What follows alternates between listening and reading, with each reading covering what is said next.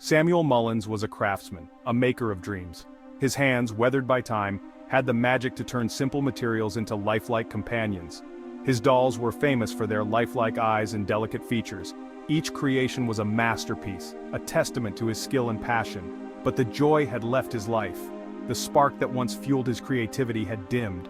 He and his wife Esther had lost their only daughter Annabelle in a tragic accident.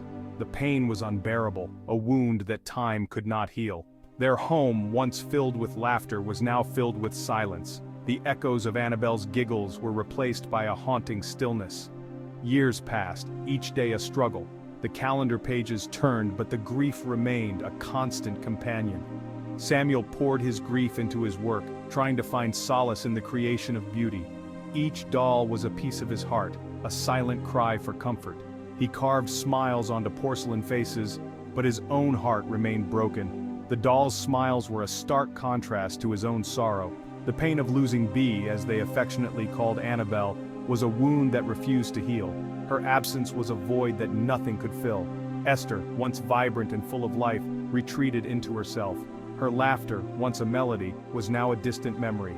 Their home, a testament to their love for their daughter, became a shrine to her memory.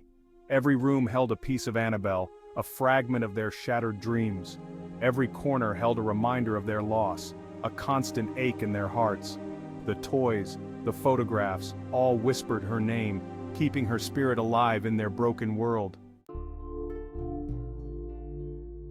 12 years had passed since the accident. The once vibrant Mullins home had become a shadow of its former self. 12 years of emptiness echoing through the halls of the Mullins home. The laughter and joy that once filled the rooms were replaced by silence and sorrow. One day, a decision was made. They would open their hearts and home to those in need. The Mullins decided to transform their grief into something meaningful. They welcomed a group of orphaned girls, hoping to fill the void in their lives with love and laughter. The house, which had been a place of mourning, began to show signs of life once more. The house, quiet for so long, came alive with the sounds of children. Giggles replaced the silence. The walls that had witnessed so much sorrow now echoed with joy. Tiny footsteps echoed on the wooden floors, but a darkness lingered. Despite the newfound happiness, an unsettling presence seemed to watch over them. A sense of unease followed the children, particularly one young girl named Janice. She often felt as if she was being watched, a cold shiver running down her spine. Janice, confined to a wheelchair due to polio, was a quiet child. Her condition made her feel isolated, even among the other children. Her eyes, wide and innocent, seemed to hold a deep sadness. She often gazed out the window, lost in her thoughts, yearning for something she couldn't quite name. She was drawn to the dolls in Samuel's workshop, fascinated by their stillness and their vacant stares. The dolls seemed to offer her a silent companionship.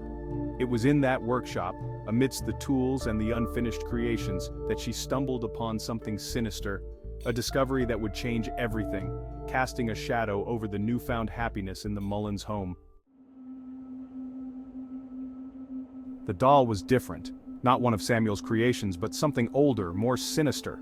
It was made of rough cloth, its button eyes staring blankly from a pale, stitched face. Janice found it tucked away in a corner of the attic, hidden behind a dusty trunk. Something about the doll called to Janice. She felt strangely compelled to hold it, to confide in its unseeing eyes. She whispered her loneliness to the doll, her fears, her longing for a family. She didn't notice the subtle shift in the atmosphere, the sudden chill in the air. That night, strange things began to happen. Whispers seemed to emanate from the shadows. Toys moved on their own. The children, especially Janice, were plagued by nightmares. A feeling of dread settled over the house, a darkness that whispered of something evil lurking just out of sight. Section 4. The darkness descends.